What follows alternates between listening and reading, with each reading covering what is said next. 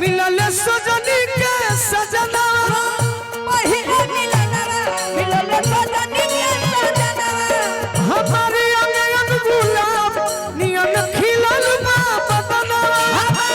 अंगन गुलाब नियन खिलल बा बदना सोनी सोनी भगवान जन बिहान होके दी अनि भाव में कूदो सुनी सुनी भगवान जन बिहान होके दी कि आज राजा जी के कोरे में जवान होके दी आज राजा जी के कोरे में जवान होके दी आज राजा जी के कोरे में जवान होके दी राजा जी के कोरे में जवान होके दी ओई लोग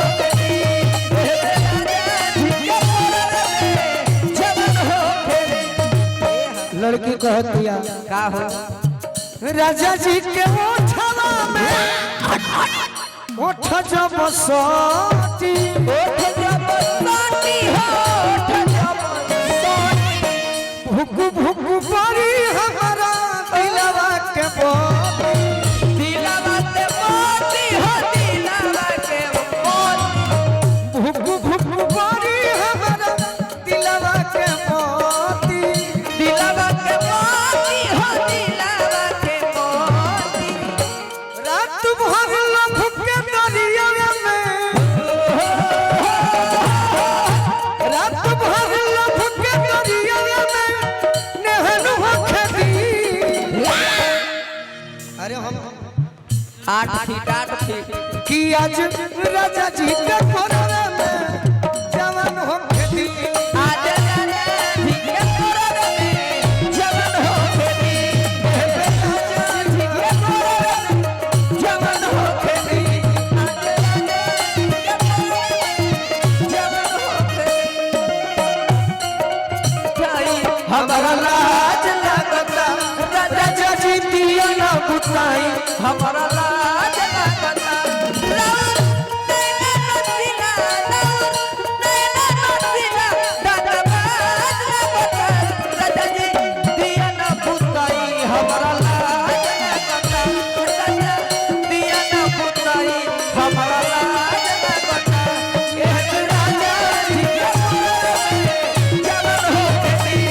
आज राजा जी के कोरे में जवान होके रोआ गन गनाई पिया ए पिया कोरा जब उठाई है कोरा कोई है हो कोई है ललन भोजपुरी हमार जिया जुड़ाई है